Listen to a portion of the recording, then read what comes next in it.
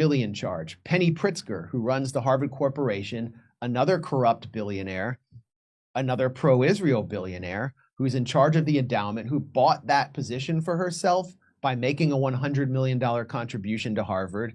And now Ackman's trying to take out Penny Pritzker and get total control over Harvard. That's Trump versus Biden right there. Penny Pritzker supporting Biden. Bill Ackman's going to support Trump or whoever the Republican nominee is. And he's also supporting RFK Jr. on the side. And so that's who Biden's accountable to. He doesn't care about anybody else.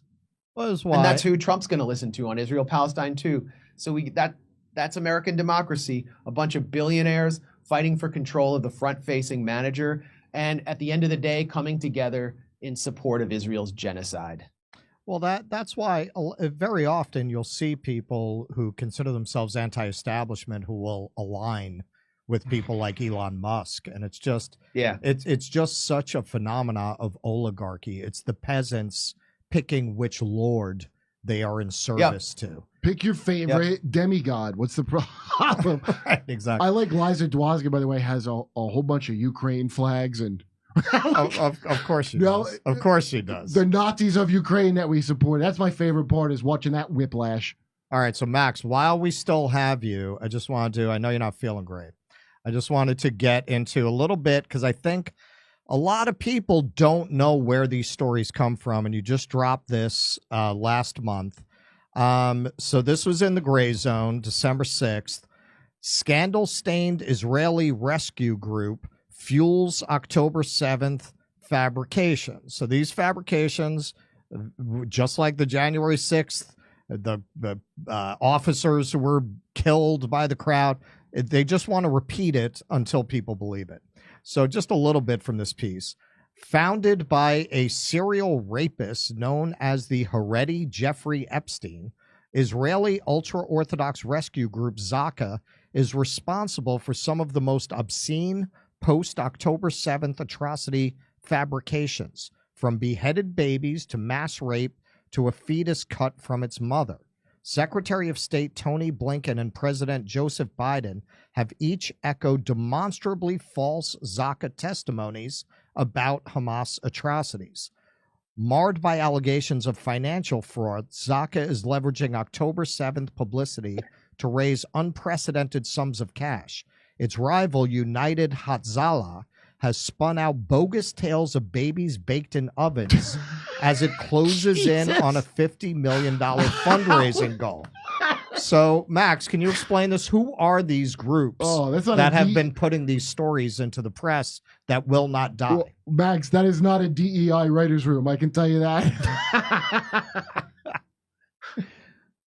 Well, these are the groups that are responsible for the majority of the lies that have been spun out since October 7th that have been discredited, but which everyone from Joe Biden to Tony Blinken to CNN have pumped out to the public to consolidate the narrative and gain the political support Israel needed to go in and blow up 80% of the homes in Gaza, at least 80% of the homes in northern Gaza.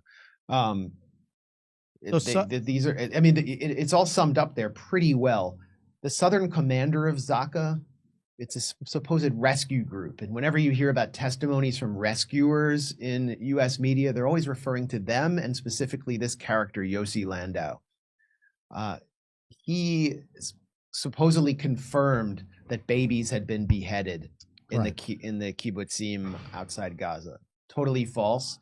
But he was used to legitimize that. Well, if you think there's any doubt about this, then here's Yossi Landau. He was there on the scene. He just lied. Right. He cooked up completely the story of a fetus cut out of a pregnant woman, which was repeated widely. And then Tony Blinken, when he testified before the Senate and was asked, Senate Foreign Relations Committee was asked, why don't you call for a ceasefire now? Like 15,000 are dead. He said, because we know about a mother who was mutilated and her children had their hands and legs cut off, and then they were burned alive while the terrorists ate lunch in the next room, which is completely false, made up. It was made up by Yossi Landau. What's that? What are they having?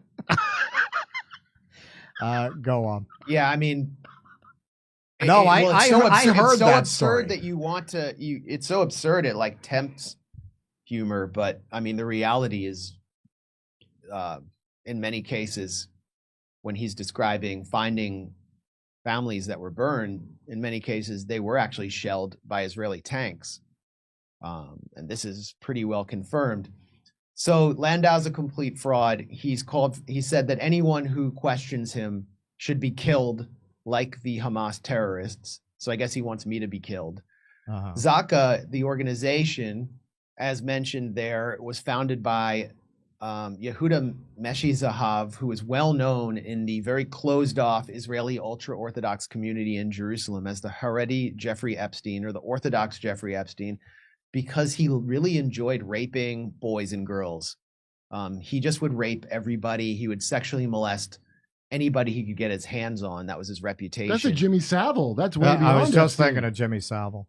He obviously had some kind of psychosexual disorder like Jimmy Savile, and he was so powerful that he would threaten his victims, and they were terrified of him because of the power he had in the Orthodox community.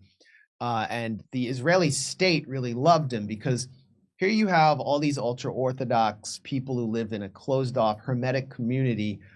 They don't want to do military service. They don't really want to participate in the state. And this guy, Meshi Zahav, he creates an organization that actually is willing to work with the Israeli army and willing to work with the foreign ministry. And what they do is they go out and collect body parts and make sure they get a proper Jewish burial, like if there's a car accident or in a war.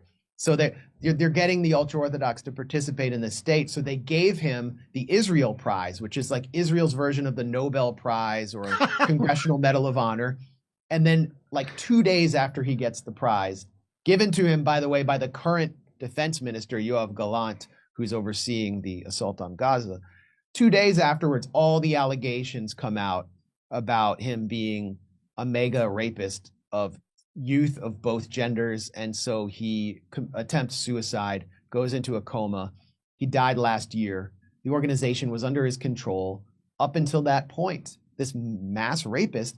And now all the bogus stories of Hamas mass rape, not all of them, but many of them, originate from this same organization, which is incredibly ironic. This is something you get into in the article. They have no qualifications as coroners. No, to be going they have no qualification to do forensic analysis or to analyze the conditions of anyone's death. And Yossi Landau, this fabricator and fabulist, was featured in this new New York Times article about how Hamas deployed rape on a systematic scale on October 7th. And he's quoted in the article stating, "I really regret not taking any photographs. I didn't think I was allowed to at the time." Jesus Christ. Okay. And then the other thing they say is because of Jewish burial ritual, the Israeli authorities were unable to collect forensic evidence proving any of these allegations of rape. Right. Well, So of basically, course, you got if to you bury question cars, it, right? you're an anti-Semite. Right. Of course. So I think a lot of people, that's why I wanted to get into this, because this is what Zionists will always come back at you with, these atrocities. And I don't think, until I read your article, I didn't know this, that this is coming from organizations that don't even have any training to be assessing conditions of bodies. There's evidence. There's no scientific basis. This is coming from these Zionist fanatics that just use their position to spread these stories. Is that correct? They are incentivized to do so. I mean, the other story of the baby baked in an oven, which clearly evokes the Holocaust, right, was deployed by the director of the competitor to Zaka, United Hatzalah. It's basically like if there's a bad road wreck in Israel and a death, right, these organizations will all race out and they're all competing to get the body parts and then to say that they helped with the burial. And you'll have all these ultra-Orthodox guys just like coming out of nowhere on these little motorbikes with protective vests on. United Hatzalah is the other, Zaka wears red, they wear green. It's like the Sharks and the Jets. And so United Hatzalah, they went to Sheldon Adelson's casino in Las Vegas for the Republican Jewish Coalition's annual gathering, which is like, you know, you get every NFL owner in the room and they just put up a ton of money. And he spins out this story, the director, Ellie Beer, of a baby baked in an oven, just so that they would meet their fundraising goal. There was no evidence at all to support this claim. United Hatzalah had to issue a statement basically renouncing it, but it got around. Like, you know, you just say this stuff, and if you talk to like your average liberal or conservative who follows vague, sort of occasionally follows the news, they'll have this in their vocabulary. That, oh well, you know, I mean, it's horrible what's happening in Gaza, but I mean, what are they going to do? Like, all those women were raped, they burned children alive, like they beheaded kids. I mean, this is like ISIS. What are you going to do with them? Well, and there's big money in this. You were saying in the article they met their fundraising goal of $50 million. $50 million. Yeah, and they explicitly state on their page that like they explicitly ask you to give them money to continue their work on October 7th. I mean, this is like the biggest fundraising bonanza for these groups. Wow. All right, Max, thank you very much for giving us so much of your time. I know you're not feeling well. Where can people find you? What do you want to plug? Yeah, I think everyone watching knows the Gray Zone, but if you don't, go to the site, thegrayzone.com, and sign up for our newsletter, and you'll get all of our investigative journalism and video delivered into your mailbox. Follow us on Twitter and to a certain extent on Instagram when we're not totally censored. And yeah. Our YouTube channel has some good demonetized, suppressed material as well.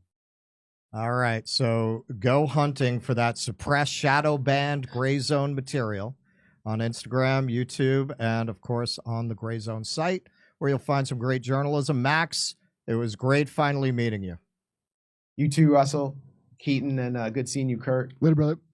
Thanks so much. Hang in there. Thank you, man. Peace. All right, we are going to go over to Rumble. That's right. Hey, we are ready to rumble!